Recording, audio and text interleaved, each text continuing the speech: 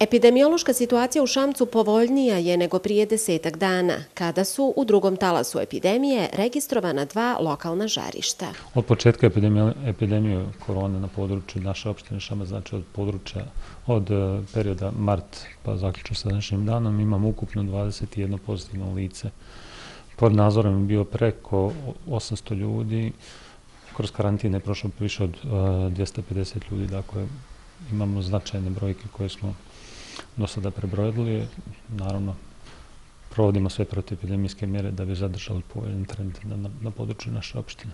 Prevencija je najbolja zaštita protiv virusa korona. Šamčani maske nose u svim javnim zatvorenim objektima, a stariji i sugrađani bez maski ne izlaze na ulicu. Nosim masku svaki dan, od početka. I kad su rekli da se ukine, ja sam nosila ne zbog sebe, nego i zbog drugih.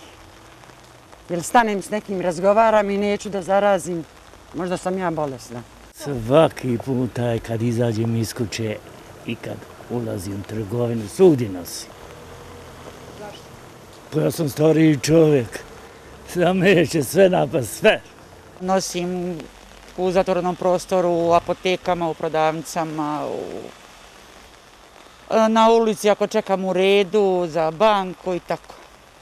Uglavnom svi trebaju da nose. U apotekama ima dovoljno maski, rukavica, sredstava za dezinfekciju ruku i radnih površina. Jednokratne maske prodaju se po cijeni od 80 feninga do marku i 20, a višekratne pamučne maske koštaju oko 2 marke. Naše apoteke su dobro snabdjevene sredstvima za dezinfekcijom i maskama. Velika je potražnja s obzirom na to da su maske neophodne, znači ima dovoljno i nadamo se da će tako i biti.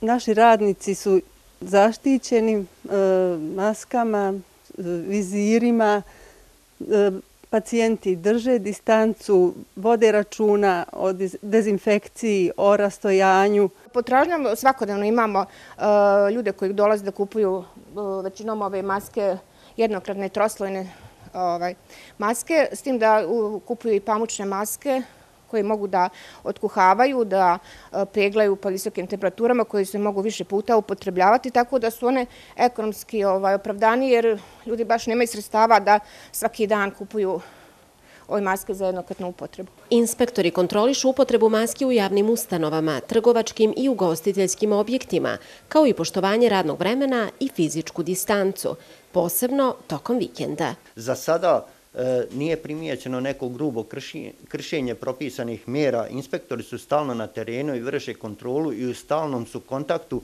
i sa Republičkim inspektoratom, sa Domom zdravlja i sa komunalnom policijom. Budući da je Šamac i tranzitni trgovački grad, opreza nikad dosta.